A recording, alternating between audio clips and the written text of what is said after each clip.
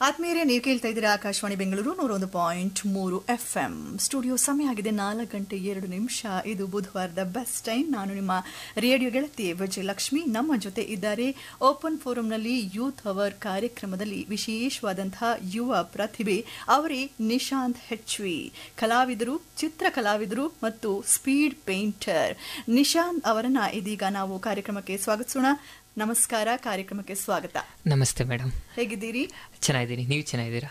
ತುಂಬಾ ಚೆನ್ನಾಗಿದ್ದೀನಿ, thank you. ಸಾಮಾನ್ಯವಾಗಿ ನಾವು ಕೇಳಿದ್ದೀವಿ, ರವಿ ಕಾಣದನ್ನ ಕವಿ ಕಾಣ್ತಾನೆ ಅಂತ. ಕವಿಗೂ ಕಾಣದ್ದು ಕಲಾವಿದನಿಗೆ ಕಾಣ್ತದಂತೆ. ಹಾಗೆ ನಿಶಾಂತ್ ಅವರು ಕಲಾವಿದರಾಗಿರೋದ್ರಿಂದ ಅವರ ಕಣ್ಣಿಗೆ ಸಾಮಾನ್ಯರ ಕಣ್ಣಿಗೆ ಕಾಣೋದಕ್ಕಿಂತ ಹೆಚ್ಚಿನ ಮತ್ತು ವಿಶೇಷವಾದ ಏನೋ ಕಾಣುತ್ತೆ ಅಂತಾನೆ ನಾವೆಲ್ಲ ಭಾವಿಸ್ತೀವಿ. ಹೇಳಿ ನಿಶಾಂತ್ ಅವರೇ, ನಿಮ್ಮ ಈ ಕಲೆಯ ಪ್ರಯಾಣ ಆರಂಭವಾಗಿದ್ದು ಹೇಗೆ, ಎಲ್ಲಿಂದ? ಸ್ಪೀಡ್ ಪೇಂಟರ್ ಅಂತ ಡೆಸಿಗ್ನೇಷನ್ ತಗೊಳ್ಳೋ ತನಕ ಬೆಳೆದು ಬಂದಂತಹ ರೀತಿ ಹೇಗಿತ್ತು? ಖಂಡಿತವಾಗ್ಲೂ ಅದೊಂದು ಅಚ್ಚರಿ ಅಥವಾ ವಿಭಿನ್ನವಾಗಿದೆ. ಯಾಕಂದರೆ ಕಲಾವಿದರಂತಲ್ಲಿ ಬಂದಾಗ ಮೊದಲನೇದಾಗಿ ಎಲ್ಲರೂ ಕೊಠಡಿ ಕಾನ್ಸಂಟ್ರೇಷನ್ ಆರ್ಟ್ ಅಂತ ಕರೀತಾರೆ, ಅಂದರೆ ಒಂದು ಕಡೆ ಕೂತು ಮಾಡುವಂಥದ್ದು. ಸೊ ನಾನು ಈ ಚಿತ್ರಕಲೆಯನ್ನು ನನಗೆ 5 ವರ್ಷ ಇದ್ದಾಗಿಂದ ನಾನು ಪ್ರಾರಂಭ ಮಾಡಿದೆ. 5ನೇ ವರ್ಷದಲ್ಲಿ ಹೇಗೆ ಚಿಕ್ಕ ಮಕ್ಕಳು ಶಾಲೆಗೆಲ್ಲ ಹೋದಾಗ ಮಾಮೂಲಿ ಸ್ಕೆಚಸ್ ಮಾಡ್ತಿರ್ತಾರಲ್ಲ, ಆ ರೀತಿ ಅದು ಸ್ಟಾರ್ಟ್ ಆಯಿತು. ಹಾಗೆ ಅದು ದಿನ ಕ್ರಮೇಣ ಒಂದರಿಂದ ಒಂದು ಮಾಡ್ತಾ ಮುಂದೆ ಬಂದಾಗ ಈ ಥರ ಸ್ಕೂಲ್ಸ್ ಅಲ್ಲೆಲ್ಲ ಆಗಿರೋದು ಕಾಂಪಿಟೇಷನ್ಸ್ ಆಗಿರ್ಬೋದು, ಅಲ್ಲೆಲ್ಲ ಮಾಡ್ತಾ ಇದ್ರೆ. ನನಗೆ ಮುಖ್ಯವಾಗಿ ಮೇನ್ ನನಗೆ ಈ ಥರ ಲೈವಲ್ಲಿ ಮಾಡಬೇಕಂತ ಬಂದಿದ್ದು ಲಯನ್ಸ್ ಕ್ಲಬ್ಬಲ್ಲಿ ವರ್ಷಕ್ಕೆ ಒಮ್ಮೆ ಈ ರೀತಿ ಅದಂತ ಆರ್ಟ್ ರಿಲೇಟೆಡ್ ಆಗಿ ಅಂತ ಕಾಂಪಿಟೇಷನ್ಸ್ ಮಾಡ್ತಾ ಇದ್ರು. ಆ ಲಯನ್ಸ್ ಕ್ಲಬ್ ಈವೆಂಟ್ ಅಲ್ಲಿ ತಮಗೆ ಏಜ್ ಎಷ್ಟಾಗಿತ್ತು? ನನಗೆ ಆಗ ಸರಿ ಸುಮಾರು 5ನೇ ಕ್ಲಾಸಲ್ಲಿ ಇದ್ದಾಗ. ಹೌದೌದೌದು. ಸೊ ಅಲ್ಲಿ ಹೇಗೆ ಅಂದರೆ ಅಲ್ಲಿ ಇನ್ಸ್ಟಂಟ್ ಅಲ್ಲಿ ಕಾನ್ಸೆಪ್ಟ್ ಕೊಡೋರು, ನಮಗೆ ನಿರ್ದಿಷ್ಟ ಸಮಯ ಇರ್ತಿತ್ತು, 1/2 hour ಅಥವಾ 1 hour. ಆ ಟೈಮಲ್ಲಿ ಆ ಕಾನ್ಸೆಪ್ಟ್ಗೆ ನಮಗೆ ಕ್ರಿಯೇಟಿವಿಟಿ ನಾವು ಯೂಸ್ ಮಾಡಿ ಅಲ್ಲಿ ನಾವು ಕ್ರಿಯೇಟ್ ಮಾಡಬೇಕಾಗಿತ್ತು ಆರ್ಟ್ನ. ಸೊ ಅದೊಂದು ನನ್ನಲ್ಲಿರುವಂಥ ಕ್ರಿಯೇಟಿವಿಟಿನ ಹೆಚ್ಚಿಸ್ತು. ನಾನು ಈ ಥರನೂ ಮಾಡ್ಬೋದು, ನನ್ನಲ್ಲೇನೋ ಸ್ಪೆಷಲ್ ಇದೆ ಅಂತ ನನಗೆ ತಿಳಿತು. ಸೊ ಅದು ಹಾಗೇನೆ ಬೆಳೀತಾ ಬಂದಾಗ ಒಂದು ಬ್ರೇಕ್ ಆಯಿತು. ಹೇಗೆ ಎಲ್ಲರ ಮನೆಯಲ್ಲಿನೂ ಒಂದು ಎಜುಕೇಷನ್ಗೆ ಫಸ್ಟ್ ಇಂಪಾರ್ಟೆನ್ಸ್ ಕೊಡ್ತಾರೋ ಹಾಗೆ 9th ಹೈಸ್ಕೂಲ್ಗೆ ಬಂದಾಗ ಅದು ಸ್ಟಾಪ್ ಆಯಿತು ಅಂಟಿಲ್ 12th. ಸೊ ಅದಾದಮೇಲೆ ನನಗೆ ಮತ್ತೆ ನಾನು ಆರ್ಟ್ನ ಅಥವಾ ನನ್ನ ಹಾಬಿನ ಸ್ಟಾರ್ಟ್ ಮಾಡಬೇಕು ಮತ್ತೆ ಕಂಬ್ಯಾಕ್ ಮಾಡೋಕ್ಕೆ ಸ್ಟಾರ್ಟ್ ಆಗಿದ್ದು ಸ್ವಾಮಿ ವಿವೇಕಾನಂದ ಅವರ ಪುಸ್ತಕ ಓದೋದ್ರಿಂದ. ಅವರ ಪ್ರಭಾವ ನನ್ನ ಮೇಲೆ ತುಂಬ ಬೀರ್ತು, ಅಂದರೆ ಅವರ ಇನ್ಸ್ಪಿರೇಷನ್, ಅವರ ಜೀವನ ಚರಿತ್ರೆ. ಸೊ ನಾನು ಫಸ್ಟು ಕಂಬ್ಯಾಕ್ ಮಾಡಿದಾಗ ಫಸ್ಟ್ ಪೇಂಟಿಂಗ್ ಮಾಡಿದಂಥದ್ದೇ ಸ್ವಾಮಿ ವಿವೇಕಾನಂದ ಅವ್ರನ್ನ. ಸೊ ಅದಾದಮೇಲೆ ನನಗೆ ಈ ಥರ ಲೈವ್ ಆರ್ಟ್ ಅಥವಾ ಸ್ಪೀಡ್ ಪೇಂಟಿಂಗ್ ಅನ್ನೋದ್ರ ಬಗ್ಗೆ ನಂಗೆ ಗೊತ್ತಿರಲಿಲ್ಲ. ನನ್ನ ಕೆಲಸ ಮಾತ್ರ ನಾನು ಮಾಡ್ತಾ ಇದ್ದೆ. ಸೊ ಹಾಗೆ ಹೀಗೆ ಒಂದೊಂದು ಪೇಂಟಿಂಗ್ ಮಾಡ್ತಾ ಆದಮೇಲೆ ಹೀಗೆ ಸೋಷಿಯಲ್ ಮೀಡಿಯಾದಲ್ಲಿ ಆಗ ನಾನು ಜಾಯ್ನ್ ಆದೆ. ಅಲ್ಲಿ ನಾನು ಒಂದಷ್ಟು ವಿಡಿಯೋಸ್ ಅಪ್ಲೋಡ್ ಮಾಡ್ತಾ ಬಂದೆ. ಜನಗಳಿಂದ ನಂಗೆ ಒಳ್ಳೆ ಪ್ರತಿಕ್ರಿಯೆ ಸಿಕ್ತು. ಸೊ ಅದು ಆಗ್ತಾ 1 by 1 ಒಂದು ಅಷ್ಟು ವರ್ಷಗಳ ಆದಮೇಲೆ ಕರ್ನಾಟಕ ರಕ್ಷಣಾ ವೇದಿಕೆಯಿಂದ ನನಗೆ ಮೊದಲನೇ ಕಾರ್ಯಕ್ರಮಗೆ ಕರೆ ಬಂತು. ಏಕೆ ಅಂದರೆ ನಾನು ಮೊದಲು ಡಾಕ್ಟರ್ ರಾಜ್ಕುಮಾರ್ ಅವ್ರನ್ನ ಪೇಂಟಿಂಗ್ ಮಾಡಿ ಅಪ್ಲೋಡ್ ಮಾಡಿದೆ ಸೋಷಿಯಲ್ ಮೀಡಿಯಾದಲ್ಲಿ. ಸೊ ಅದರಿಂದ ಬಂತು ದೊಡ್ಡಬಳ್ಳಾಪುರದಲ್ಲೇ ನನ್ನ ಫಸ್ಟ್ ಕಾರ್ಯಕ್ರಮದಲ್ಲಿ ನನ್ನ ಪೇಂಟಿಂಗ್ ನೋಡಿ ಅವರೇ ದೊಡ್ಡಬಳ್ಳಾಪುರ ಚಿತ್ರಕಲಾ ಸಾಮ್ರಾಟ್ ಅಂತ ಬಿರುದು ಕೊಟ್ಟರು. ಸೊ ಅದಾದಮೇಲೆ ಒಂದೊಂದಾಗೇನೆ ಕಾರ್ಯಕ್ರಮಗಳು ಜೋಡಣೆ ಆಗ್ತಾ ಬಂತು. ಸೊ ಇಲ್ಲಿವರೆಗೂ ಬಂದು ನಿಂತಿದೆ. 5ನೇ ವಯಸ್ಸಿನಲ್ಲೇ ಶುರುವಾಯಿತು ಆ ಒಂದು ಇಂಗಿತ ಅಂತಕ್ಕಂಥದ್ದು, ತುಡಿತ ಅನ್ನೋದು. ನಿಮ್ಮ ಮನೇಲಿ ಅಂಥದ್ದೇನಾದ್ರು ಪರಿಸರ ಇತ್ತಾ? ಯಾರಾದ್ರೂ ಪೇಂಟರ್ಸ್ ಇದ್ರಾ? ಖಂಡಿತವಾಗ್ಲೂ ಇಲ್ಲ. ನನಗೆ ಸ್ಟಾರ್ಟ್ ಆಗೋದಕ್ಕೆ ನಮ್ಮದು ಹಳ್ಳಿ, ದೊಡ್ಡಬಳ್ಳಾಪುರ ತಾಲೂಕಿನ ಉಜಿನಿ ಹೊಸಳ್ಳಿ ಅಂತ ನಮ್ಮ ಗ್ರಾಮ, ಹುಟ್ಟಿದ್ದೆಲ್ಲ ಅಲ್ಲಿ. ಸೊ ನಾನು ಬೆಳೆದಿದ್ದು ಎಲ್ಲಾನು ನಮ್ಮ ದೊಡ್ಡಪ್ಪ ಮನೇಲಿ. ನನಗೆ ಅಂಟಿಲ್ ಡಿಗ್ರಿ ಆಗೋವರೆಗೂ ನಮ್ಮ ದೊಡ್ಡಪ್ಪ ಮನೇಲಿ ನಾನು ಬೆಳೆದಿದ್ದು. ಅಪ್ಪ ಅಮ್ಮದಾಗ್ಲಿ ಹಳ್ಳಿಯಲ್ಲಿ ಏನೂ ಇರಲಿಲ್ಲ. ಸೊ ಯಾವಾಗ ನಾನು ಹಳ್ಳಿಗೆ ಹೋಗ್ತಿದ್ದೆ, ಅಲ್ಲಿನ ಪರಿಸರಗಳಾಗಿರ್ಬೋದು, ಬೆಟ್ಟ ಗುಡ್ಡದಲ್ಲಿ ನಮ್ಮ ಹಳ್ಳಿ ಇರೋಂಥದ್ದು, ಆ ಪರಿಸರ ನನಗೆ ಇನ್ಸ್ಪಿರೇಷನ್ ಆಯಿತು. So nature is the first inspiration. ಯಾರೇ ಕಲೆಗಾರ ಆಗಲಿ ನನಗೆ ಅದು ಒಂದು ಮೇನ್ ಇನ್ಸ್ಪಿರೇಷನ್ ಆಗಿ ಕಂಡು ಬಂತು. ಫ್ಯಾಮಿಲಿಯಲ್ಲಿ ಯಾರೂ ಇಲ್ಲ, ನಾನೇ ಫಸ್ಟ್ ಆ ಥರ. ಸೊ ಯಾವುದೇ ಹಿನ್ನೆಲೆ ಇರಲಿಲ್ಲ ಅಂತ ವಾತಾವರಣದಲ್ಲಿ. ಸೊ ನಿಮಗೆ ಅಂದ್ರೆ ನಿಮ್ಮ ಕುಟುಂಬದಲ್ಲಿ ನೀವೇ ಮೊದಲಿಗರಿ ಒಂದು ಕ್ಷೇತ್ರದಲ್ಲಿ ಅಂತ ಹೇಳಬಹುದು. ಹೌದೌದು. ಸೊ ಆ ಒಂದು ಹಂತದಿಂದ ಇವತ್ತು ಸ್ಪೀಡ್ ಪೇಂಟರ್ ಅಂತ ಹೆಸರು ತಗೊಂಡಿದ್ದೀರಾ.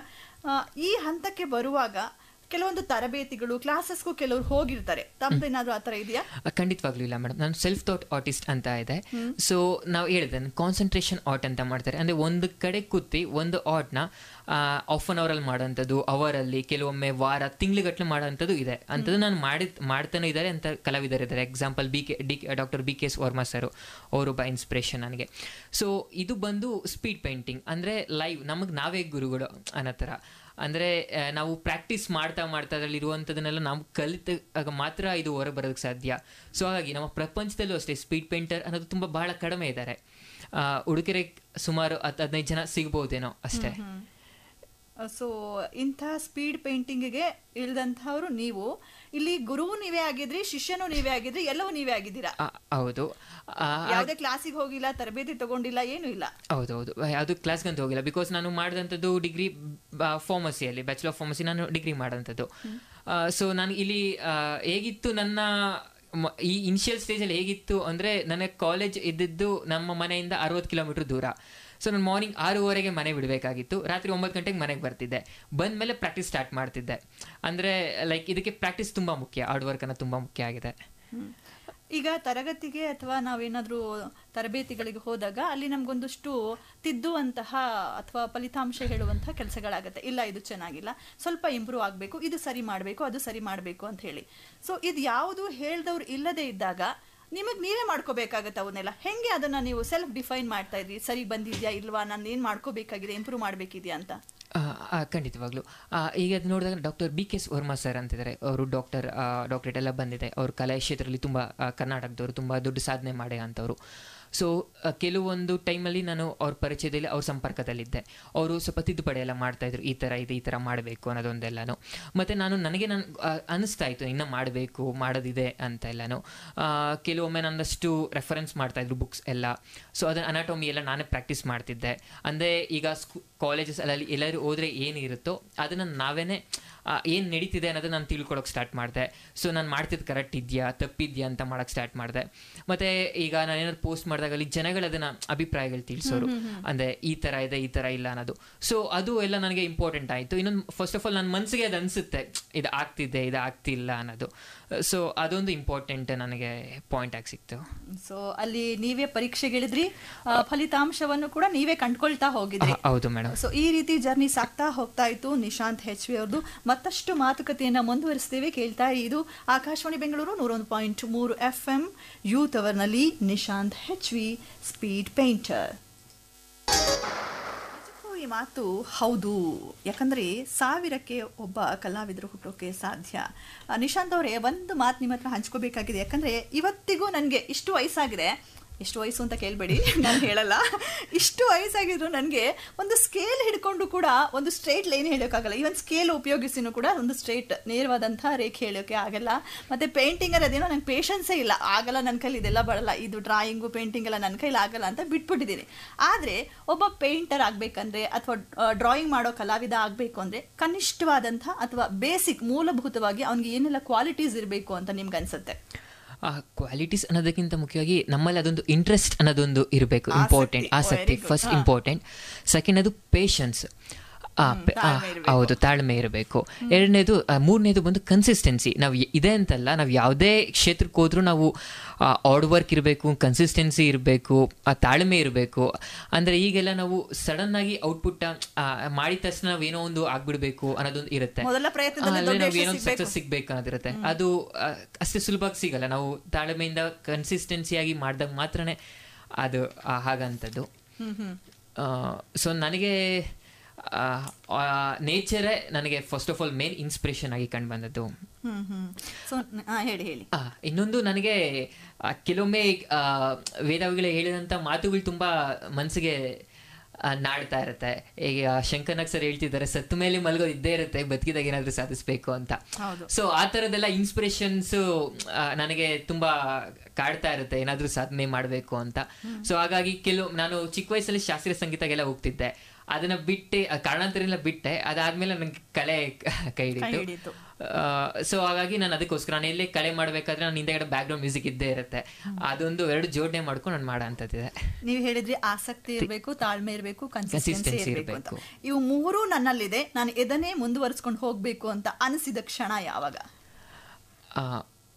ಅನಿಸಿದಂಥ ಕ್ಷಣ ಅಂದರೆ ಬಂದಾಗ ನಾನು ಮಾಡಿ ಒಂದು ಸ್ವಲ್ಪ ದಿನ ಬಿಟ್ಬಿಟ್ಟಿದ್ದೆ. ಹಾಗೆ ನನಗಿದು ಬೇಡ ಆರ್ಟ್ ವರ್ಕ್, ನನಗೆ ಇದನ್ನ ಅಕಾಡೆಮಿಕ್ ಸ್ಟಡಿ ಮಾಡೋಣ ಅಂತ ನಾನು ಸ್ಟಾರ್ಟ್ ಮಾಡ್ತಿದ್ದೆ. ಹೇಗಂದರೆ ಕಲೆ ಎಲ್ಲರನ್ನೂ ನೋಡಿದ್ರು ಕೆಲವೊಬ್ರು ಮಾತ್ರ ಕೈ ಬೀಸಿ ಕರೀತಂತೆ. ಆ ಥರ ಅದಾಗದ ಕರೆಗಳು ಬಂದು ಲೈವ್ ಪರ್ಫಾರ್ಮೆನ್ಸ್ ಬಂತು. ಸೊ ಅದು ನನಗೆ ಮತ್ತೆ ಪ್ರೇರೇಪಿಸಿದಂಗೆ ಮತ್ತೆ ನಾನು ಇಲ್ಲೇ ಉಳ್ಕೊಂತೀನಿ ಅನ್ನೋ ಥರದ್ದು ನನಗೊಂದು ಮೇನ್ ಆಗಿ ಆಳವಾಗಿ ಉಳಿಯಿತು ನನಗೆ. ಸೊ ಅದೊಂದು ಕ್ಷಣ ನನಗೊಂದು ಆಲ್ಮೋಸ್ಟ್ ಒಂದು 5 years ಬ್ಯಾಕ್ ನನಗೆ ಆ ಥರ ಆಯಿತು. ತಾವು ಮೊದಲು ರಚಿಸಿದ್ದು ಸ್ವಾಮಿ ವಿವೇಕಾನಂದರ ಚಿತ್ರ ಅಂತ ಹೇಳಿದ್ವಿ, ಅದು ಲೈವ್ ಪೇಂಟಿಂಗ್ ಹೇಗೆ ತಯಾರಿ ಹೇಗಿತ್ತು ಅದಕ್ಕೆಲ್ಲ ಅಂತ? ಇಲ್ಲ, ಲೈವ್ ಪೇಂಟಿಂಗ್ ಅಲ್ಲ ಅದು, ಅಂದ್ರೆ ನಾನು ಕುತ್ಕೊಂಡು ಫೈನ್ ಔಟ್ ಮಾಡೋಂಥದ್ದು. Live performance first live performance ಬಂದು ನಾನು ಕನ್ನಡ ರಕ್ಷಣಾ ವೇದಿಕೆಯಲ್ಲಿ ಡಾಕ್ಟರ್ ರಾಜ್ಕುಮಾರ್ ಅವ್ರದ್ದು ಮಾಡಿದಂಥದ್ದು. ನವೆಂಬರ್ ಅದು 2020ನೇ ಇಸ್ವಿಯಲ್ಲಿ ಫಸ್ಟ್ ಲೈವ್ ಪ್ರೋಗ್ರಾಮ್ ಬಂದು, ಅದು ದೊಡ್ಡಬಳ್ಳಾಪುರದಲ್ಲೇ ಮಾಡೋಂಥದ್ದು. ಹೇಗೆ ತಯಾರಿ ಇರುತ್ತಾ ಈಗ ಲೈವ್ ಪರ್ಫಾರ್ಮೆನ್ಸಿಗೂ ಪೂರ್ವ ತಯಾರಿ ಇರುತ್ತಾ ಹೇಗೆ ಅಂತ? ಖಂಡಿತವಾಗ್ಲೂ ಮೇಡಮ್, ನಾನೀಗ ಮೊದಲೇ ಹೇಳಿದೆ, ನಾನೀಗ ಕಾಲೇಜ್ ನಾನು ಓದಬೇಕಾದ್ರೆ ನಾನು ಮನೆಗೆ 9ರಿಂದ 10 ಗಂಟೆಗೆ ಬರ್ತಿದ್ದೆ. ನಾನೆಲ್ಲ ಅಕಾಡೆಮಿಕ್ಕು ಸ್ಟಡಿ ಮಾಡಬೇಕಾಯಿತು, ಇಲ್ಲಿ ಪೇಂಟಿಂಗು ಪ್ರಾಕ್ಟೀಸ್ ಮಾಡಬೇಕಾಯಿತು. 2 ಗಂಟೆ 3 ಗಂಟೆವರೆಗೂ ನಾನು ಡೈಲಿ ಪ್ರಾಕ್ಟೀಸ್ ಮಾಡ್ತಿದ್ದೆ. ಸೊ ಸ್ಪೀಡ್, ಏಕೆಂದರೆ ಇಲ್ಲಿ ನಾನು ಕರೆಕ್ಷನ್ಸ್ ಮಾಡೋಂಗಿರಲ್ಲ, ಸಾವಿರಾರು ಜನ ನಾನು ನೋಡ್ತಾ ಇರ್ತಾರೆ ಲೈವ್ ಮಾಡಬೇಕಾದ್ರೆ. ಅಲ್ಲಿ ನಾನು ಹೋಗಿ ಚೇಂಜ್ ಮಾಡೋಕ್ಕಾಗಲ್ಲ ಟೈಮ್ ಮೂವ್ಮೆಂಟ್ ಮುಗಿದ್ಮೇಲೆ. ಸೊ ಆ ಥರ ಆದರೆ ಅದು ಫ್ಲಾಪ್ ಶೋ ಅಂತ ಅನಿಸುತ್ತೆ. ಸೊ ನಾನು ಅದಕ್ಕೆ ಒಂದಷ್ಟು ತಯಾರಿ ಅಂದರೆ ಡೈಲಿ ಪ್ರಾಕ್ಟೀಸ್ ಇರಬೇಕು. ಅದಕ್ಕೆ ಒಂದು ದಿನ ತಪ್ಪಿದ್ರೂ ಬೇರೆ ರೀತಿಯಾದಂಥ ಆಗುತ್ತೆ. ಸೊ ಇನಿಷಿಯಲ್ ಡೇಸ್ ತುಂಬ ಕಷ್ಟ ಇತ್ತು. ಅದು ಕಲಿಯೋರ್ಗೂ ಕೋತಿವಿದೆ, ಕಲಿಯೋರ್ಗೂ ಬ್ರಹ್ಮವಿದ್ಯೆ ಕಲ್ತ ಮೇಲೆ ಕೋತಿವಿದ್ಯೆ ಅಂತಾರಲ್ಲ, ಆಗ ಈಗ ಮೆಮೊರೈಸೇಷನ್ ಮೈಂಡಲ್ಲಿ ಇರುತ್ತೆ, ಅದು ಆಟೋಮೆಟಿಕ್ ಆಗಿ ಬಂದ್ಬಿಡುತ್ತೆ. ಆ ಥರ ಇದೇ ಪ್ರಶ್ನೆ ಕೇಳಬೇಕು ಅನ್ಕೊಂಡಿದ್ದೆ, ಕುತೂಹಲಕಾರಿಯಾಗಿ ಪ್ರಶ್ನೆ. ನೀವು ಕೂತ್ಕೊಂಡು ಮನೆಯಲ್ಲಿ ಗಂಟೆಗಟ್ಟಲೆ ಚಿತ್ರ ಬಿಡಿಸೋದಕ್ಕೂ ಹೊರಗಡೆ ಜನರ ಮಧ್ಯೆ ಮ್ಯೂಸಿಕ್ ನಡುವೆ ಲೈವ್ ಪರ್ಫಾರ್ಮೆನ್ಸ್ ಕೊಡುವಾಗ ಚಿತ್ರ ರಚನೆ ಮಾಡೋದಕ್ಕೂ ಏನು ವ್ಯತ್ಯಾಸ ಕಾಣ್ತೀರಾ ಮತ್ತು ಸವಾಲುಗಳನ್ನ ಏನು ಎದುರಾಗುತ್ತೆ, ಚಾಲೆಂಜಸ್ ಅಂತ? ಖಂಡಿತ ತುಂಬ ಒಳ್ಳೆ ಪ್ರಶ್ನೆ. ಲೈವ್ ಮಾಡಬೇಕಾದ್ರೆ ನನಗೆ ಟೈಮ್ ಲಿಮಿಟ್ ಇರುತ್ತೆ, ಮತ್ತು ತುಂಬ ಜನ ನೋಡ್ತಾ ಇರ್ತಾರೆ, ಕರೆಕ್ಟ್ ಪರ್ಫೆಕ್ಟಾಗಿ ಬರಬೇಕಾಗತ್ತೆ. ನನಗೆ ಅದನ್ನು ನಾನು ಅರಸೋ ರೀತಿಯಲ್ಲಿ ಏನೂ ಇರಲ್ಲ. ಮತ್ತು ಅದು ಜನಗೆ ಎಂಟರ್ಟೈನ್ ಮಾಡೋ ಅಂಥದ್ದು ಅದೊಂದು ಖುಷಿ. ಅಂದರೆ ಜನ ಬರೀ ಪೇಂಟ್ ಫಿನಿಶ್ಡ್ ವರ್ಕ್ ನೋಡಿರ್ತಾರೆ ಎಷ್ಟೋ ಜನ, ಅದು ಯಾವ ರೀತಿ ಮೂಡ್ ಬರುತ್ತೆ ಅನ್ನೋದು ಎಷ್ಟೊಂದು ಜನ ನೋಡಿರಲ್ಲ. ಅಂದರೆ ಸ್ಟೆಪ್ ಬೈ ಸ್ಟೆಪ್ ಯಾವ ರೀತಿ ಆಗುತ್ತೆ ಅದು ನಾನು ಫ್ಯೂ ಮಿನಿಟ್ಸಲ್ಲಿ ನೋಡ್ಸೋದ್ರಿಂದ ಅದೊಂದು ಇಂಟ್ರೆಸ್ಟಿಂಗ್ ಆಗಿರುತ್ತೆ.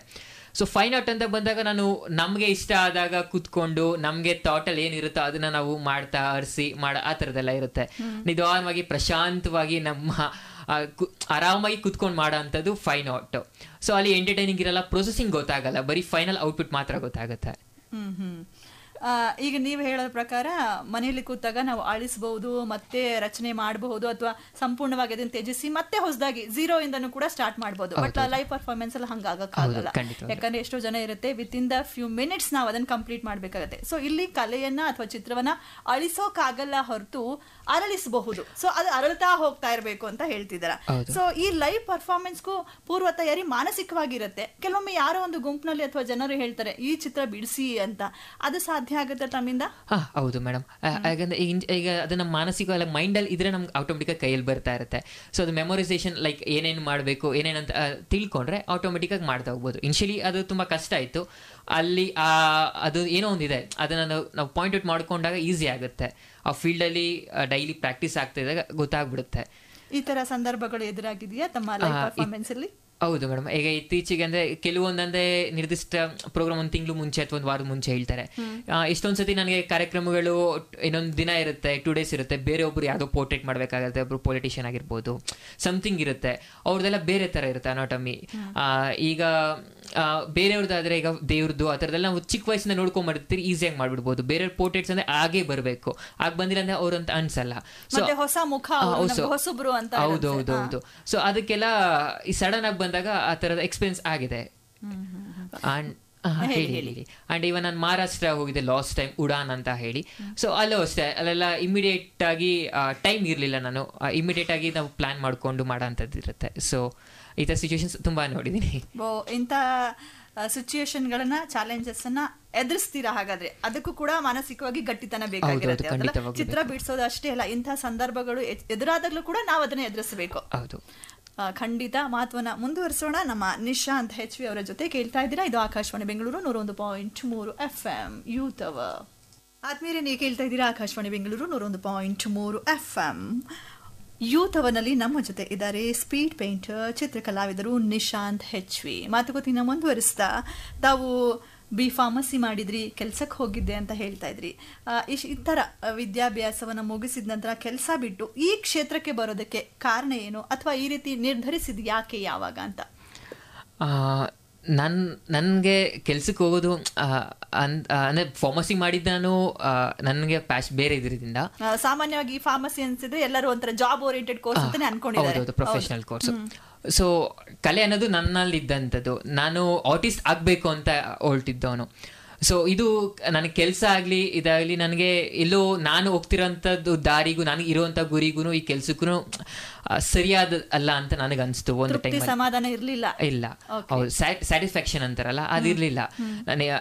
ನಮ್ಗಲ್ಲಿ ದುಡ್ಡು ಬರ್ಬೋದು, ಬಟ್ ಬೇರೆ ತಿರದ ನೆಮ್ಮದಿ ಆಗಲಿ ಸ್ಯಾಟಿಸ್ಫ್ಯಾಕ್ಷನ್ ಇರಲಿಲ್ಲ. ಸೊ ಇದರಲ್ಲೂ ಸಹ ಅದಕ್ಕಿಂತ ಹೆಚ್ಚಾಗಿ ನಮಗೆ ಪೇ ಮಾಡ್ತಾರೆ, ಪೇ ಸಿಗ್ತಿತ್ತು. ಬಟ್ ಆದ್ರೂ ಸಿಚುವೇಶನ್ ನಾವು ಎರಡು ಬ್ಯಾಲೆನ್ಸ್ ಅಂದರೆ ನಮಗೆ ಅಷ್ಟೇ ಇದು ಔಟ್ ಫೀಲ್ಡ್ ಅಲ್ಲಿ ನಮಗೆ ಕನ್ಸಿಸ್ಟೆನ್ಸಿ ಅನ್ನೋದಿರಲ್ಲ. ಲೈಕ್ ಪ್ರತಿ ತಿಂಗಳು ಇದೆ ಇಷ್ಟೇ ಪ್ರೋಗ್ರಾಮ್ ಸಿಗುತ್ತೆ ಅನ್ನೋದು ಗೊತ್ತಿರಲ್ಲ. ಹೌದು. ಮತ್ತೆ ಇದಕ್ಕೆ ಪೇರೆಂಟ್ಸ್ ಎಲ್ಲ ಹೇಳ್ತಾರೆ ಜಾಬ್ ಅಂದ್ರೆ ಲೈಕ್ ಹೌದು, ಅಂದ್ರೆ ಕನ್ಸಿಸ್ಟೆನ್ಸಿ ಆಗಿರುತ್ತೆ, ಲೈಕ್ ಲೈಫ್ ಸೆಕ್ಯೂರಿಟಿ ಆಗಿರುತ್ತೆ. ಇದಾದ್ರೆ ಗೊತ್ತಿಲ್ಲ ಯಾವಾಗ ಹೋಗುತ್ತೋ, ಇನ್ನ ಪಾಪ್ಯುಲಾರಿಟಿ ಆಗ್ಲೂಬಹುದು, ಆಗದೇನೂ ಇರ್ಬೋದು, ಶೋ ಸಿಗ್ಲೂಬಹುದು, ಸಿಗ್ದೇನೂ ಇರ್ಬೋದು, ಆ ಥರ ಎಲ್ಲ ಇರುತ್ತೆ. ಸೊ ನಾನು ಥಿಂಕ್ ಮಾಡಿದೆ, ನಾನು ಅನ್ಕೊಂಡಿರೋದು ಇದು, ನಾವು ಪ್ರಯತ್ನ ಮಾಡಿ ಅಲ್ಲಿ ಪ್ರತಿಫಲ ಸಿಗ್ಲಿಲ್ಲ ಅಂದಾಗ ಅದೊಂಥರ ಮುಂದಕ್ಕೆ ನಾವು ರಿಗ್ರೆಟ್ ಪಡಬಾರ್ದು, ಪಶ್ಚಾತ್ತಾಪ ಪಡಬಾರ್ದು ಅನ್ನೋ ಉದ್ದೇಶಕ್ಕೆ ನಾನು ಈ ನಿರ್ಧಾರ ತಗೊಂಡೆ. ಸೊ ನಾನು ಈ ಬಣ್ಣದ ಲೋಕಕ್ಕೆ ಕಾಲಿಡಬೇಕು ಅಂತ ಅನ್ನಿಸ್ತು. ಹಂಗಂದ್ರೆ ನನ್ಗೊಂದು ಕುತೂಹಲ ಇದೆ, ನೀವು ಕೆಲಸ ಮಾಡುವಾಗ ಎಲ್ಲ ಏನಾದ್ರು ಬಣ್ಣಗಳೇ ನಿಮ್ ಕಣ್ಮುಂದೆ ಬರ್ತಾ ಇದ್ವಾ ಅಂತ? ಅಂದ್ರೆ ನನ್ನಲ್ಲಿ ಪ್ರತಿದಿನ ನಾನು ಕೆಲ್ಸಕ್ಕೆ ಹೋಗ್ಬೇಕಾದ್ರೆ ನನ್ನಲ್ಲೇ ನನಗಂತ ಅನಿಸ್ತಾ ಇತ್ತು, ನನ್ನ ಪ್ರೊಫೆಷನಲ್ ಇದಲ್ಲ, ನಾನೇನೋ ಬೇರೆ ಇದೆ. ಅಲ್ಲಿದ್ದಂತ ಮೈಂಡ್ ಸೆಟ್ಗೂ ನನ್ನ ಮೈಂಡ್ ಸೆಟ್ಗೂ ಮ್ಯಾಚೇ ಆಗ್ತಾ ಇಲ್ಲ. ನಾನು ಅಲ್ಲೇನೋ ಡಿಸ್ಕಷನ್ ಮಾಡ್ತಿದ್ರೆ ಅಲ್ಲ ಅದೇ ನಗಾಡೋರು, ಅಂದ್ರೆ ಲೈಕ್ ವೈಬ್ಸ್ ಮ್ಯಾಚ್ ಆಗದಿದ್ದಾಗ ನಮ್ಗೆ ಅನ್ಸ್ಬಿಡುತ್ತೆ ಅದು ಏನಾಗುತ್ತೆ ಅಂತ. ಅವ್ರ ಥಿಂಕಿಂಗ್ ಲೆವೆಲ್ ನಮ್ ಥಿಂಕಿಂಗ್ ಲೆವೆಲ್ ಬೇರೆ ಇದ್ದಾಗ ನನ್ಗೆ ಆ ಮೂಮೆಂಟ್ ಅನ್ಸ್ತು ಇದು ಮಾಡ್ಲೇಬೇಕು ಬಿಡ್ಲೇಬೇಕು ಅಂತ. ಸೊ ಹಾಗಾಗಿ ನಾನು ಅದನ್ನ ಇಮಿಡಿಯೇಟ್ ಆಗಿ ತಗೊಂಡು ಇಮಿಡಿಯೇಟ್ ಆಗಿ ಮಾಡಿದೆ ಅದನ್ನ. ನಮ್ಮ ಆಸಕ್ತಿಯನ್ನ ಕಂಡುಕೊಂಡು ನಾವು ಅದೇ ಕ್ಷೇತ್ರಕ್ಕೆ ಬಂದಾಗ ನಾವೊಬ್ರನ್ನ ಸ್ಫೂರ್ತಿಯನ್ನಾಗೋ ಅಥವಾ ಇವ್ರ ತರ ಆಗ್ಬೇಕು, ಇವ್ರು ನಂಗೆ ತುಂಬಾ ಇಷ್ಟ ಈ ಕ್ಷೇತ್ರದಲ್ಲಿ ಅಂತ ಅನ್ಕೊಂಡಿರ್ತೀವಿ. ನಿಮಗೆ ಯಾರು ಸ್ಫೂರ್ತಿ ಅಂತ? ನಾನು ಹೇಳಿದೆ, ನಾನು ಚಿಕ್ಕ ವಯಸ್ಸು ನಾನು ಪೇಂಟಿಂಗ್ ಮಾಡ್ತಿದ್ದೆ, ಬಟ್ ನನಗೆ ಅದನ್ನ ಲೈವ್ ಔಟ್ ಆಗಿರ್ಬೋದು, ಸ್ಪೀಡ್ ಪೇಂಟಿಂಗ್ ಅನ್ಬೋದು ನನಗೆ ಗೊತ್ತಿರಲಿಲ್ಲ. ಜಸ್ಟ್ ನಾನು ಮಾಡ್ತಿದ್ದೆ, ಸೋಷಿಯಲ್ ಪ್ಲಾಟ್ಫಾರ್ಮ್ಸ್ ಅಲ್ಲಿ ಅಪ್ಲೋಡ್ ಮಾಡ್ತಿದ್ದೆ. ಹೀಗೆ ಒಂದಷ್ಟು ದಿನಗಳ ಕಳೆದ ಮೇಲೆ ಯಾರ ಕಡೆಯಿಂದನೂ ಈಗ ನಮಗೆ Asia's fastest speed painter Vilas Nayak ಅಂತ ಇದ್ದಾರೆ. ಓಕೆ, ಅವ್ರದ್ದು ನಮಗೆ ವಿಡಿಯೋ ಗೊತ್ತಾಯ್ತು, ಅಂದ್ರೆ ಕಳಿಸ್ಕೊಟ್ರು ಈ ತರ ಮಾಡ್ತಿದ್ದಾರೆ ಅಂತ. ನನಗೆ ಅವಾಗ ಗೊತ್ತಾಯ್ತು ಇದೊಂದು ಲೈವ್ ಔಟ್ ಅನ್ನೋದೊಂದು ಇದೆ. ನನಗೆ ಅದ್ರ ಬಗ್ಗೆ ನನಗೆ ತಿಳಿದೇ ಇರಲಿಲ್ಲ. ನಾನು ಆಲ್ಮೋಸ್ಟ್ ಒಂದು ವರ್ಷ ನಾನು ಸ್ಪೀಡ್ ಪೇಂಟಿಂಗ್ ಅಂದ್ರೆ ಲೈವ್ ಔಟಿಂಗ್ ಮಾಡ್ತಿರೋದು ನಾನು ಜಸ್ಟ್ ಮಾಡ್ತಿದ್ದೆ ಅಷ್ಟೇ, ಲೈವ್ ಶೋಸ್ ಅಂತ. ಆಮೇಲೆ ಅದಕ್ಕೊಂದು ಸ್ಪೀಡ್ ಪೇಂಟಿಂಗ್ ಅಂತಾರೆ ಅನ್ನೋದೊಂದು ಗೊತ್ತಾಯ್ತು. ಆಮೇಲೆ ದಿನ ಕ್ರಮೇಣ ನನಗೆ ವಿಲಾಸ್ ಅವರ ಪರಿಚಯ ಆಯ್ತು. ಈಗ ಒಂದು 2-3 ವರ್ಷದಿಂದ ಅವ್ರ ಜೊತೆಯಲ್ಲಿ ಸಂಪರ್ಕದಲ್ಲೇ ಇದ್ದೀನಿ. ಸೊ ಏನಾದ್ರು ನಾವು ಡಿಸ್ಕಷನ್ಸ್ ಮಾಡ್ತೀರಿ, ಅವ್ರ ಮನೆಗೆಲ್ಲ ಹೋಗಿ ಬರೋದು, ಈ ತರ ಎಲ್ಲ ಇದೆ. ಸೊ ಅದಾದ್ಮೇಲೆ ಅವ್ರದ್ದು ಇನ್ಸ್ಪಿರೇಷನ್ಸ್, ಅವ್ರು ಬೆಳೆದು ಬಂದಿದ್ದು ನನಗೆ ಇನ್ನೊಂದಷ್ಟು ಮೋಟಿವೇಟ್ ಆಯ್ತು. ಬಿಕಾಸ್ ಅವರೇ ಮಾಡಿದ್ದಾರೆ ಅಂದಮೇಲೆ ನಾವು ಮಾಡ್ಬೋದು ಅನ್ನೋದೊಂದು ಅನಿಸ್ತು. ಸೊ ಅದು ಒಂದು ಪಾಯಿಂಟ್ ಆಫ್ ಅಲ್ಲಿ ನನಗೆ ಇದು ಬಂತು. ಲೈವ್ ಪರ್ಫಾರ್ಮೆನ್ಸ್ ಅಥವಾ ಈ ಸ್ಪೀಡ್ ಪೇಂಟಿಂಗ್ ಅಲ್ಲಿ ವಿಲಾಸ್ ನಾಯಕ್ ಅವರ ಹೆಸರು ಇವತ್ತು ಜಗತ್ತು ವಿಖ್ಯಾತ ಆಗಿದೆ. ಅವರನ್ನ ಭೇಟಿ ಮಾಡಿದ್ದೀರಾ, ಅವ್ರ ಜೊತೆ ಇವತ್ತಿಗೂ ಡಿಸ್ಕಷನ್ ಮಾಡ್ತಿದ್ದೀನಿ ಅಂತ ಹೇಳ್ತಿದ್ದೀರಾ. ಅವರ ಏನೋ ಒಂದು ನೆರವು ಆಗಿರಬಹುದು, ಗೈಡೆನ್ಸ್ ಅಲ್ಲಿ ನೀವು ಸಾಕಷ್ಟು ಕಾರ್ಯಕ್ರಮಗಳನ್ನ ಕೊಟ್ಟಿರ್ತೀರಾ. ತುಂಬಾ ಮೆಮೊರಬಲ್ ಆಗಿರ್ತಕ್ಕಂಥದ್ದು ಅಥವಾ ಅವ್ರು ನಿಮ್ಗೆ ಹೇಳಿದಂತಹ ಸಲಹೆಗಳನ್ನ ನೀವು ಅಡಾಪ್ಟ್ ಮಾಡ್ಕೊಂಡು ಅದು ನಿಮ್ಗೆ ಇಂಪ್ರೂವ್ ಆದೆ ನಾನು ಅಂತ ಅನ್ಸಿದ ಕ್ಷಣ ಯಾವುದು? ನಾನು ಫಸ್ಟ್ ಟೈಮು ವಿಲಾಸ್ ನಾಯಕ್ ಸರ್ನ ಭೇಟಿಯಾಗಿದ್ದು ನಾನು GKVKಯಲ್ಲಿ ಫಸ್ಟ್ ಓಪನ್ ಲೈವ್ ಶೋ ಅಲ್ಲಿ. ಅದು ಲೈಕ್ ನನಗೆ ಡ್ರೀಮ್ ಪರ್ಸನ್ನ ನಾವು ರಿಯಾಲಿಟಿಯಾಗಿ ನೋಡಿದಾಗ ಲೈಕ್ ಅದು ಖುಷಿನೇ ಬೇರೆ ಥರ ಇರುತ್ತೆ. ಸೊ ಅದು ಫಸ್ಟ್ ಮೆಮೊರಿಬಲ್. ಅದಾದಮೇಲೆ ನಾನು ಅವ್ರಿಗೆ ಮನೇಲಿ ಸಂಪರ್ಕ ಆ ಥರ ಎಲ್ಲ ಆಯಿತು. So there is no secret here, just hard work ಅನ್ನೋದು ಮಾತ್ರ ಗೊತ್ತಾಯಿತು. ಸೊ ಅದೊಂದು ಮಾತ್ರ ಹಾರ್ಡ್ ವರ್ಕ್. ಸೊ ಹಾರ್ಡ್ ವರ್ಕಿಂದನೇ ಅವರು ಅಷ್ಟು ಮೇಲೆ ಹೋಗಿದ್ದಾರೆ. ಅದರಿಂದ ನಾನು ಇಲ್ಲಿವರೆಗೂ ಬರೋದಕ್ಕೆ ನಾನು ಇಲ್ಲಿ ಕೂತಿದ್ದೀನಿ ಅನ್ನೋ ಕಾರಣ ಹಾರ್ಡ್ ವರ್ಕ್ ಮೇಡಮ್. ಅದು ಬಿಟ್ರೆ ವೇರ್ ಇಸ್ ನೋ ಏನು ಟ್ರಿಕ್ ಆಗಲಿ ಸೀಕ್ರೆಟ್ ಆಗಲಿ ಏನೂ ಇಲ್ಲ. ಕೆಲಸ ಮಾಡಲೇಬೇಕಾಗಿದೆ. ಓಕೆ, ಇದುವರೆಗೂ ತಾವು ಬಿಡಿಸಿರುವಂತಹ ಚಿತ್ರಗಳು ಯಾವ್ಯಾವುದು, ಯಾರ್ಯಾರ ಚಿತ್ರಗಳನ್ನ ಲೈವ್ ಪರ್ಫಾರ್ಮೆನ್ಸ್ ಅಲ್ಲಿ ಬಿಡಿಸಿದಿರಾ? ಮೇಡಮ್ ತುಂಬಾ ಇದೆ. ಮುಖ್ಯವಾಗಿ ಹೆಸರಿಸಬಹುದು ಅಂದ್ರೆ ರಾಜ್ಕುಮಾರ್ ಸರ್ ಆಗಿರ್ಬೋದು, ಪುನೀತ್ ರಾಜ್ಕುಮಾರ್ ಸರ್ ಆಗಿರ್ಬೋದು, ಶಿವಾಜಿ ಅವ್ರದ್ದು ಆಗಿರ್ಬೋದು, ಛತ್ರಪತಿ ಶಿವಾಜಿ, ಕುವೆಂಪು, ಹೀಗೆ ತುಂಬಾ ಇದೆ ಲಿಸ್ಟ್ ಅದು ನೆನಪಿಗೆ ಬರ್ತಿಲ್ಲ ಸಡನ್ ಆಗಿ. ಓಕೆ, ಈಗ ಹಬ್ಬಗಳಲ್ಲೆಲ್ಲ ನಿಮ್ಮನ್ನ ಕರೀತಾರೆ ಪರ್ಫಾರ್ಮೆನ್ಸ್ ಮಾಡ್ಲಿಕ್ಕೆ, ಅವಾಗೆಲ್ಲ ಗಣೇಶ ಹಬ್ಬ ಈಗ ಬರ್ತಾ ಇದೆ, ಇನ್ನೇನು ಕೆಲವೇ ದಿನಗಳಲ್ಲಿ ಬರ್ತಾ ಇದೆ. ಸೊ ಅವಾಗ್ಲೂ ಸಿಗುತ್ತೆ ಅವಕಾಶ ತಮಗೆ ಗಣೇಶ ಚಿತ್ರ ಬಿಡಿಸೋದಕ್ಕೆ. ಈಗ ಕೇಳುಗರೆ ಒಂದು ವಿಶೇಷ ನಡೆಯುತ್ತೆ ನಮ್ಮ ಸ್ಟುಡಿಯೋದಲ್ಲಿ. ನಿಶಾಂತ್ ಹೆಚ್ ವಿ ಅವರು ನಿಜಕ್ಕೂ ನಮ್ಮ ಸ್ಟುಡಿಯೋದಲ್ಲಿ ಒಂದು ಲೈವ್ ಪರ್ಫಾರ್ಮೆನ್ಸ್ ಕೊಡ್ತಾರೆ. ಗಣೇಶ ಹಬ್ಬ ಬರ್ತಾ ಇದೆ, ಹಾಗಾಗಿ ನಾವೆಲ್ಲರೂ ಕೂಡ ಗಜಮುಖನಿಗೆ ಗೌರಿ ಪುತ್ರನಿಗೆ ನಮಿಸ್ತಾ ಅವರ ಲೈವ್ ಪರ್ಫಾರ್ಮೆನ್ಸ್ ನ ಸ್ಟುಡಿಯೋದಲ್ಲಿ ನೋಡ್ತೀವಿ. ನೀವು ಕೇಳ್ತಾ ಇರಿ ಈ ಗೀತೆ ಜೈ ಗಣೇಶ. ಅಬ್ಬಾ, ದಸರು ಬಿಡಂಗಾಗ್ತಾ ಇದೆ ಮ್ಯೂಸಿಕ್ ಕೇಳ್ತಾ ಇದ್ರೆ. ಅದರ ಜೊತೆಗೆ ಈ ಚಿತ್ರ ಬರೆದ್ರಲ್ಲ ಅವರು, ಇಷ್ಟು ಸ್ಪೀಡಲ್ಲಿ ವಿತಿನ್ 4 minutes 4 ನಿಮಿಷದ ಒಳಗಾಗಿ ಅವರು ಗಣೇಶನ ಚಿತ್ರವನ್ನ ಲೈವ್ ಪರ್ಫಾರ್ಮೆನ್ಸ್ ಮಾಡಿದ್ದಾರೆ. ಅಷ್ಟು ಫಾಸ್ಟ್ ಆಗಿ, ಪರ್ಫೆಕ್ಟ್ ಆಗಿ. ಹೇಗನ್ನಿಸ್ತು ಸ್ಟುಡಿಯೋದಲ್ಲಿ, ನಮ್ಮ ಸ್ಟುಡಿಯೋದಲ್ಲಿ ಈ ಲೈವ್ ಪರ್ಫಾರ್ಮೆನ್ಸ್ ನಿಮಗೆ? ಇದೊಂದು ಹೊಸ ಅನುಭವ. ಯಾವಾಗಲೂ ಈಚೆ ಮಾಡಬೇಕಾದ್ರೆ ಕಿರ್ಚೋದು ಜನಗಳ ಆ ಥರ ಕ್ರೌಡ್ ಇರ್ತಿತ್ತು. ಇವತ್ತು ತುಂಬ ಕಾಮ್ ಆಗಿತ್ತು ಆ್ಯಂಡ್ ಒಂದು ಹೊಸ ರೀತಿಯ ಅನುಭವ. ಇಟ್ಸ್ ಬೀನ್ ಮೆಮೊರೇಬಲ್ ಆಗಿದೆ. ಓಕೆ, ಈ ಫಾಸ್ಟ್ ಪೇಂಟಿಂಗ್ ಅಂತ ಮಾಡುವಾಗ, ಲೈವ್ ಪರ್ಫಾರ್ಮೆನ್ಸ್ ಕೊಡುವಾಗ ಈ ಸಂಗೀತ ಮ್ಯೂಸಿಕ್ನ ಅವಶ್ಯಕತೆ ಮತ್ತು ಪಾತ್ರ ಏನು ಅಂತ ತಿಳಿಸ್ಕೊಡ್ತೀರಾ? ನಾನು ಮ್ಯೂಸಿಕ್ ಆಯ್ಕೆ ಮಾಡ್ಕೊಂಡಿದ್ದಂದರೆ ನಾನು ಚಿಕ್ಕ ವಯಸ್ಸಲ್ಲಿ ನಾನು ಸಂಗೀತಗೆ ಎಲ್ಲ ಹೋಗ್ತಿದ್ದೆ, ಡ್ರಾಪ್ ಆಯಿತು. ಸೊ ಆದ್ದರಿಂದ ನಾನು ಸಂಗೀತನ ನಾನು ಜೋಡಿಸ್ಕೊಂಡೆ. ಇನ್ನೊಂದು ಸಂಗೀತಕ್ಕೆ, ಕಲೆಗೆ ಎಷ್ಟು ಪವರ್ ಇದೆಯೋ ಅದೇ ಥರ ಸಂಗೀತಗೂ ಅಷ್ಟೇ ಇದೆ. ನಾನು ಯಾವುದಾದ್ರೂ ಈಗ ಎಕ್ಸೈಟೆಡ್ ಅಂತ ತುಂಬ ಬೀಟ್ಸ್ ಇರೋಂಥ ಸಾಂಗ್ ಮಾಡಿದ್ರೆ ನನಗಿನ್ನ ಉರುಪು ಬರುತ್ತೆ, ಇನ್ನೂ ಏನಾದರೂ ಮಾಡಬೇಕು, ಇನ್ನೂ ಜಾಸ್ತಿ, ಇನ್ನೂ ಬೇಗ ಮಾಡಬೇಕು ಅಂತ. ಸೊ ಸಂಗೀತ ಇಂದ ಕಲೆಯಿಂದ ಸಂಗೀತ ಎರಡಲ್ಲಿ ಒಂದಿಲ್ಲ ಅಂದು ಅಪೂರ್ಣ ಆಗುತ್ತೆ. ಹೌದು, ಎರಡು ಕೂಡ ಅದ್ಭುತ ಕಲೆಗಳೇ. ಹೌದು, ಮನಸ್ಸಿಗೆ ನೆಮ್ಮದಿ ಕೊಡುವಂಥದ್ದು, ಖುಷಿ ಕೊಡುವಂಥದ್ದು, ಸಂಭ್ರಮವನ್ನ ತರುವಂಥದ್ದು ಕಲೆಗಳು. ಈಗ ಈ ರೀತಿಯಾದಂತಹ ನಿಮ್ಮ ಕಲ್ಪನೆಯಲ್ಲಿರ್ತಕ್ಕಂತಹ ಚಿತ್ರಗಳನ್ನ ಬಿಡಿಸಿದ್ದೀರಾ. ಈಗ ನಾನು ನಿಮ್ಮ ಎದುರು ಕೂತಿದ್ದೀನಿ, ನನ್ನನ್ನು ಒಂದು 5 ನಿಮಿಷ ನೋಡ್ಬಿಟ್ಟು, ಅಥವಾ ನಮ್ಮ ಮೇಡಮ್ನ 5 ನಿಮಿಷ ನೋಡ್ಬಿಟ್ಟು ನಮ್ಮ ಚಿತ್ರ ಬಿಡಿಸಿ ಇದೇ ತರ ಲೈವ್ ಪರ್ಫಾರ್ಮೆನ್ಸ್ ಫಾಸ್ಟ್ ಆಗಿ ಅಂದ್ರೆ ಸಾಧ್ಯ ಇದೆಯಾ ತಮ್ಮಿಂದ? ಖಂಡಿತವಾಗ್ಲೂ ಮಾಡಬಹುದು, ತೊಂದರೆ ಇಲ್ಲ. ಅದು ಹೇಗೆ 5 ನಿಮಿಷದಲ್ಲಿ ನೀವು ನನ್ನ ಚಿತ್ರ ಅಥವಾ ಬೇರೆಯವ್ರು ನೋಡಿದ ತಕ್ಷಣ ಬಿಡಿಸ್ತೀರಾ? ಅಂದರೆ ಲೈಕ್ ಅದು ಮೆಮೊರೀಸ್, ಮೈಂಡ್ ನಮಗೆ ನಾವು ಔಟ್ ಮಾಡ್ಬೇಕಾದ್ರೆ ಡಿಸ್ಟ್ರಾಕ್ಷನ್ಸ್ ಇರಬಾರ್ದು. ಈಗಿನ ಜನರೇಷನ್ ತುಂಬ ಡಿಸ್ಟ್ರಾಕ್ಟ್ ಆಗ್ತಿದೆ. ಸೊ ಡಿಸ್ಟ್ರಾಕ್ಷನ್ಸ್ ಇರಬಾರ್ದು, ಆನ್ ಕಾನ್ಸಂಟ್ರೇಷನ್ ತುಂಬ ಇಂಪಾರ್ಟೆಂಟ್ ಆಗುತ್ತೆ. ಸೊ ಅದೆಲ್ಲ ನಾವು ಮೆಡಿಟೇಷನ್ ಮಾಡೋದ್ರಿಂದ ಆಗಿರ್ಬೋದು, ಆದ್ದರಿಂದ ನಾವು ಗ್ರಾಸ್ಪಿಂಗ್ ಪವರ್ ನಾವು ತೊಗೊಬೋದು.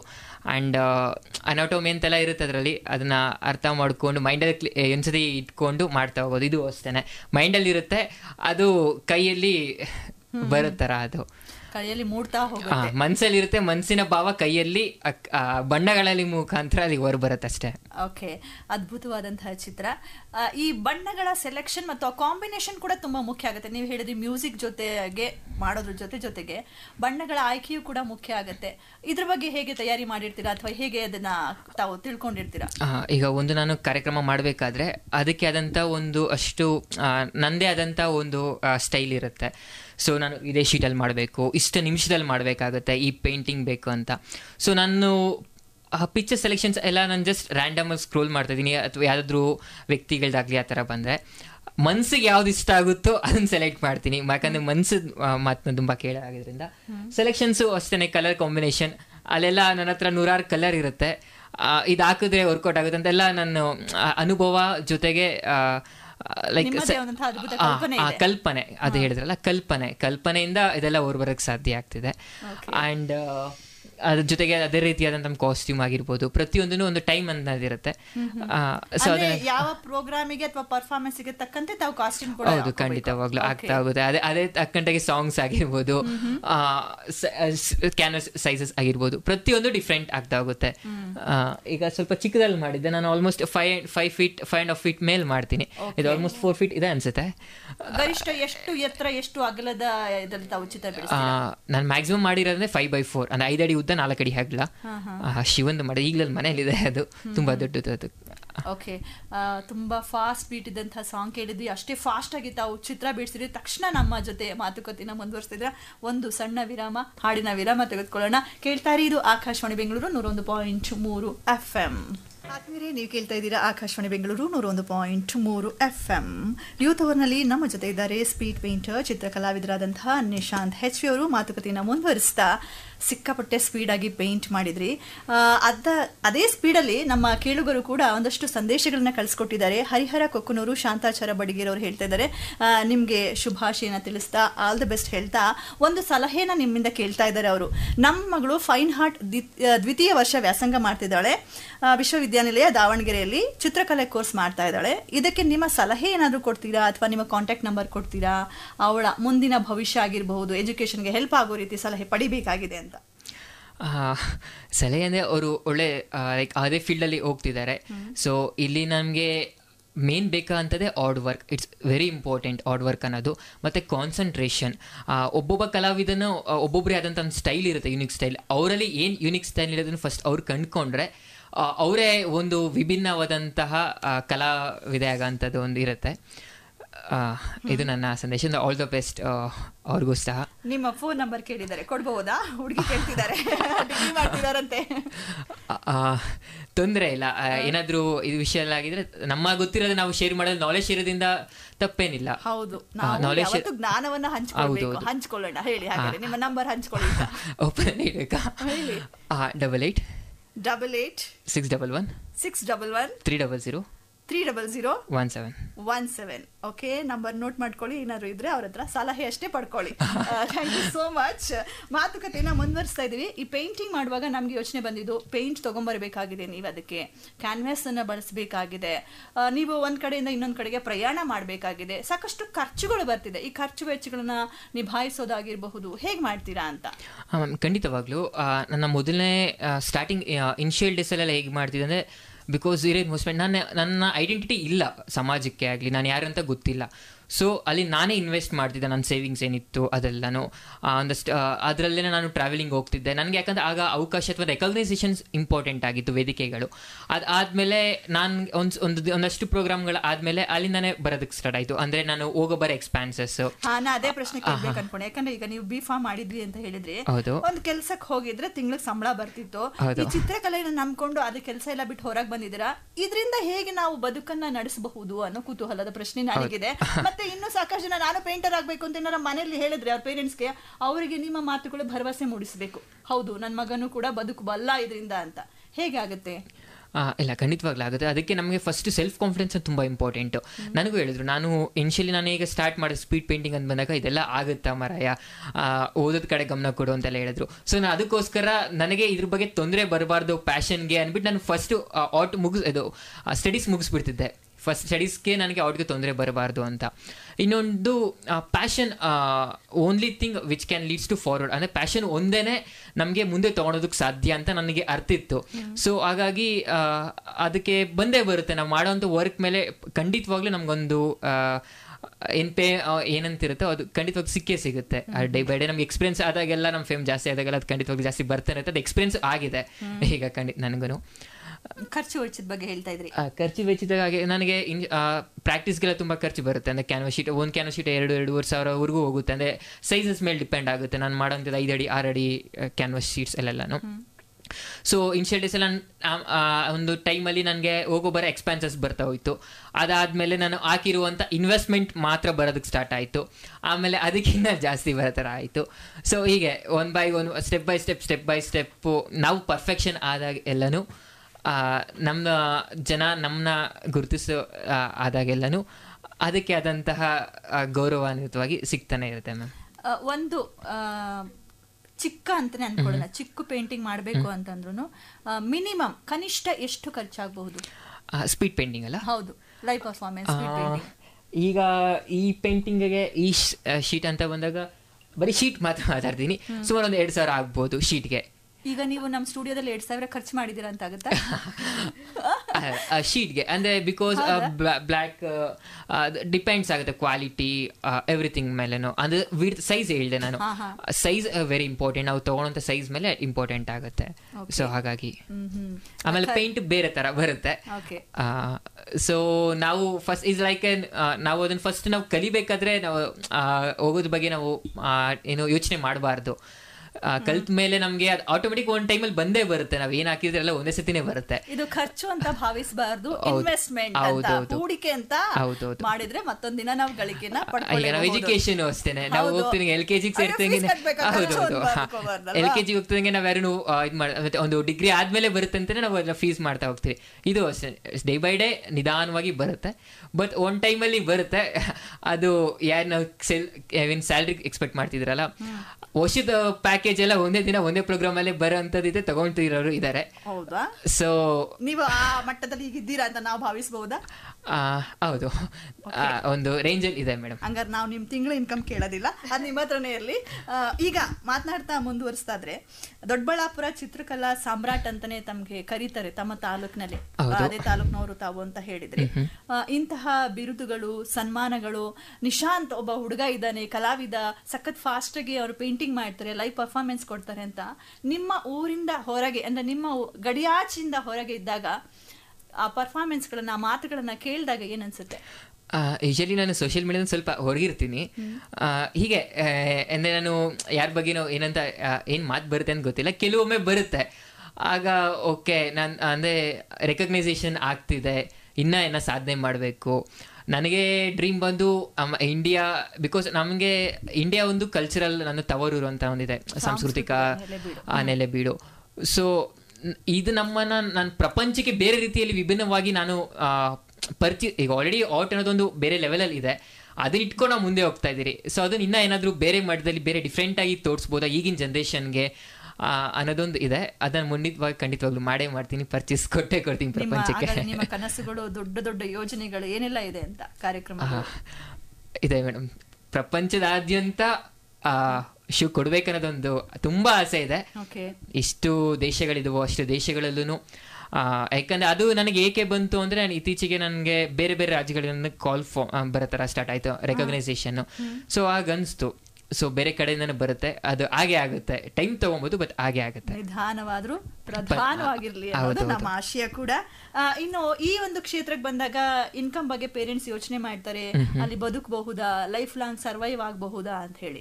ಆರಂಭದಲ್ಲಿ ತಮಗೂ ಕೂಡ ಬೆಂಬಲ ಸಿಗ್ತಾ ಇರ್ಲಿಲ್ಲ, ಎಜುಕೇಶನ್ ಮಾಡು ಅಂತ ಹೇಳ್ತಾ ಇದ್ರು ಅಂತ.